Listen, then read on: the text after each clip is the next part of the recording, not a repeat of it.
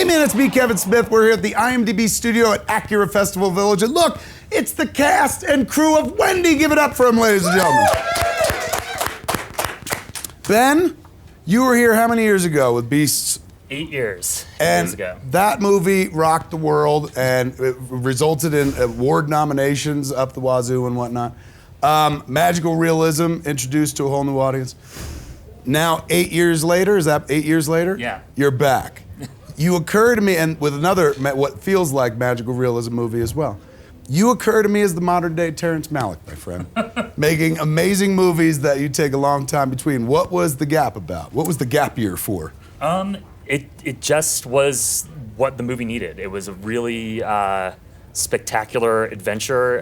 It combined incredibly difficult to reach remote locations, non-actor children, boats that we sank and raised, and we sort of designed this, like exploration was sort of the nature of the film, and there was really no way to know how long it was going to take to get through it, and we literally just spent 7 years making this movie nonstop. Tell Mama I'm just staying a little longer. And tell her I miss her and I love her. It's a reimagining of Peter Pan. Some of the characters are the same, but the story goes in ways that nobody will know where they're going. It's through the eyes of Wendy, who is sitting right next to me. And Devin, we went looking for your IMDb page, and you're so fresh, there is no IMDb page. Yeah. This is actually probably going to be the first thing on the page. That just because it's your first movie doesn't mean you haven't been acted before, or have you acted before? I've always been into theater and stuff, but this will be my first movie. I've never done a play. I've done pageants, if that kind of counts, but this would be my first movie, yes. Talk about a baptism by fire, man. We met when she was 7, so. That's how it began? Yeah. Yeah, It was hectic. What is, that's also a part of it that I hadn't even brought into consideration. If it's gonna take you that period of time to put it all together, you run the danger of a kid growing up. Yeah, so the story of Peter Pan is quite actually the experience of making the movie. But we cast Devin when she was 7. The actor Yashua Mack, who plays Peter, cast when he was 5, and so all the kids really were cast kind of before.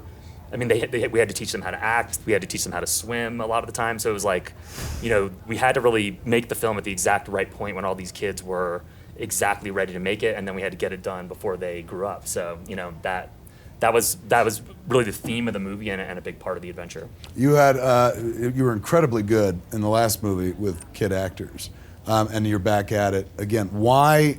Most filmmakers are always kind of standing in, putting in actors for themselves, usually at the same age. You're working way younger. Well, I just like hanging out with Devin, this pack of wild kids we had, and it makes your film set. Kids don't have any reason to think about a career. It wasn't those type of kids that were sort of already interested in having a career in Hollywood. So the motivation to make the film or just do what you got to do every day is that it's got to be fun, and so it makes your film set into a sort of a playground, and that keeps the joy in it in a really great way. And I think I also just was really. Kind of this movie grew out of Beasts. I sort of made that film with Quvenzhané Wallis when she was 6, and then I was with her all the way through all the press and sort of seeing a kid go from that age into sort of facing the world and growing up, those sort of themes. As I was on the tail of making Beasts, I sort of felt I had another exploration to do, kind of in the experience of children. How giving. The movie gave what it gave, but then even in the press circuit run of selling the movie, you were able to pull even more from it and bring into the next flick. You don't have much of a basis for comparison, but what was Ben like as a director? Ben is the best, honestly. One of the kids, right? We hang out even outside of filming or doing stuff. One of my favorite memories with Ben is me and a couple of other good friends and me and Ben, we might go eat at Taco Bell, and we might go watch The Strangers Pray at Night in the movie theaters because we both love Taco Bell and horror movies.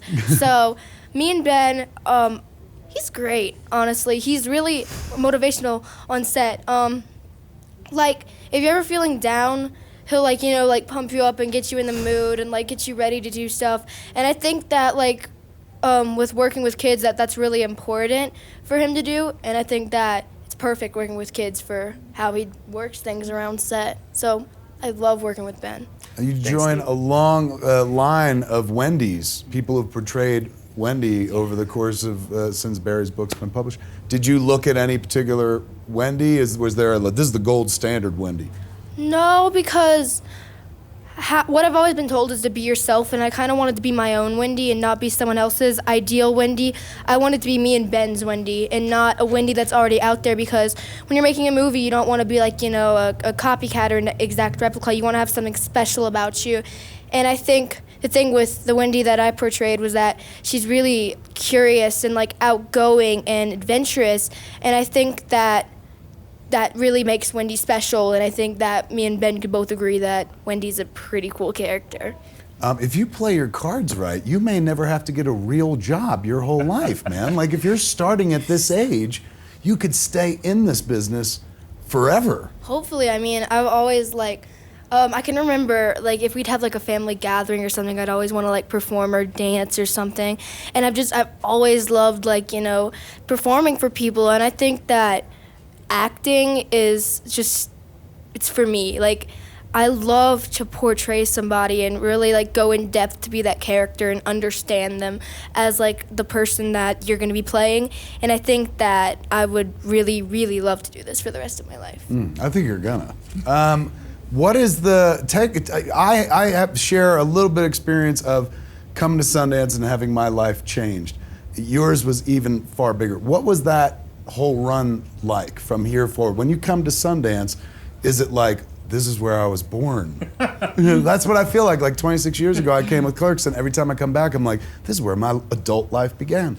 It feels like home court or something like that. Yeah. Home court. And yeah, I mean, I was here at Slam Dance, with my first short, so I came back. So Park City, it's not just Sundance for you; it's all of Park City. My first film that I ever played here, and it does feel really special, and it feels good knowing it, and it feels good bringing this new family to experience what it's like to show a film here.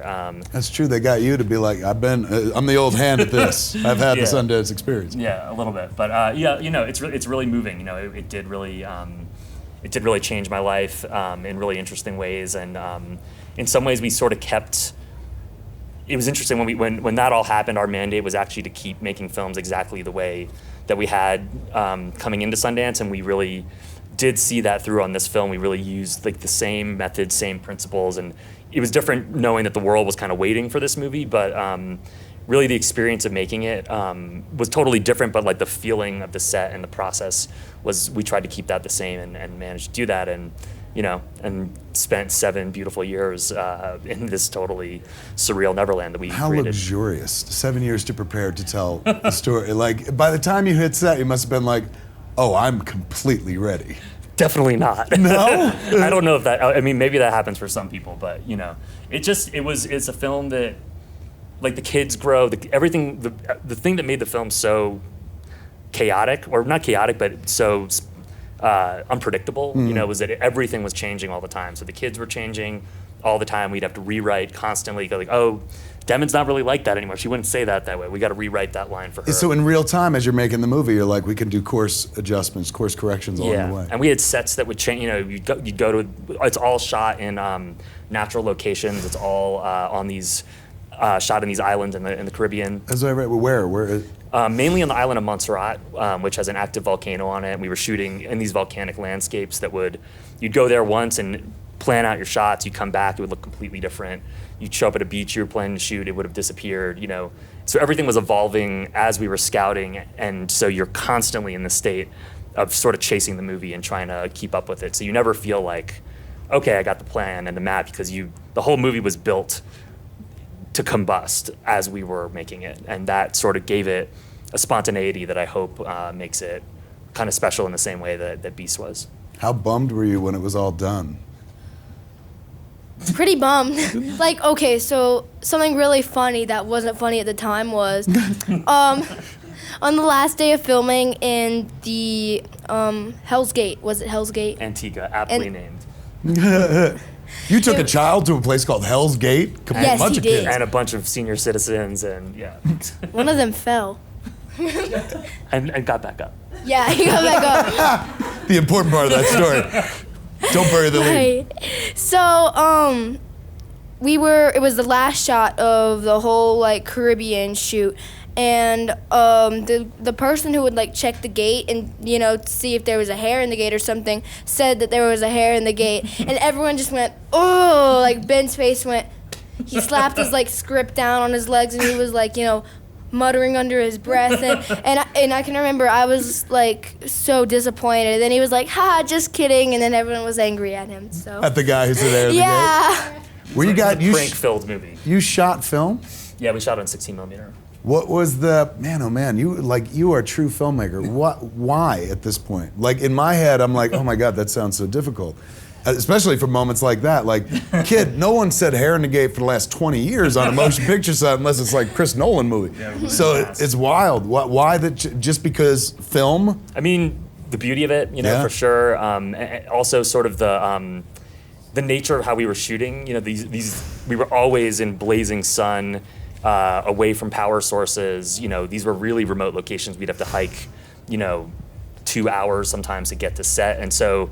When you're out there, you don't have a lot of extra equipment to kind of control light. So my feeling has always been, when you're in extreme conditions and you can't really control lighting, the beautiful thing about film is you can kind of point a camera anywhere, and even if the sun's blowing you out or whatever's going on, you still end up with something that feels Especially if you're organic in and beautiful. paradise on an island, like with an active volcano, man. Did they not teach you about green screen in film school?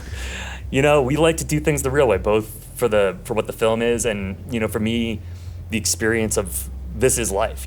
All I do is make movies, and I want to go on these adventures. And so, if a film is on an active volcano, I want to be on it. That is so beautiful and true. It's like, this is my job, bro. And like, Yeah. if during my job I could go someplace nice, Yeah. like I'm going to do that. We wanted to go to Neverland.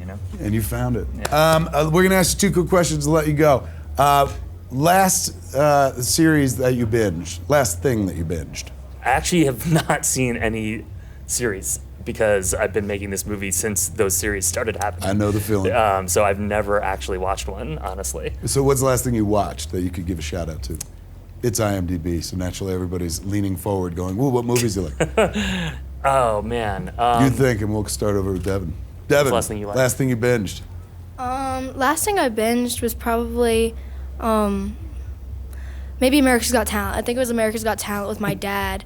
That's the last thing that I watched recently. Super sweet. There's a film called Happy as Lazzaro, an Italian film that absolutely Whose rocked is it? my world. Alice Rohrwacher. And what year? Current? I guess it was last year. It came out last year as a Cannes last year, and puttered around America, but people should dig it up and One more watch time it. with the title? Happy as Lazzaro. Happy as Lazzaro. Yeah.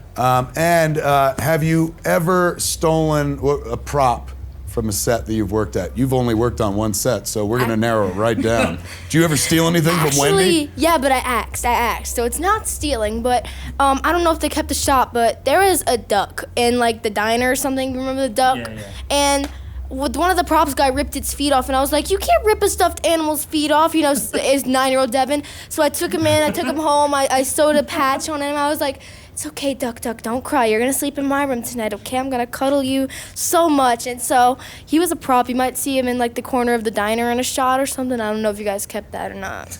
And you But saved him. I saved You rescued him. that duck. I rescued that duck. I got to ask, what's the difference between present day Devin and 9-year-old Devin? You're like, 9-year-old Devin had to do this. Would present day Devin be like, let the duck die?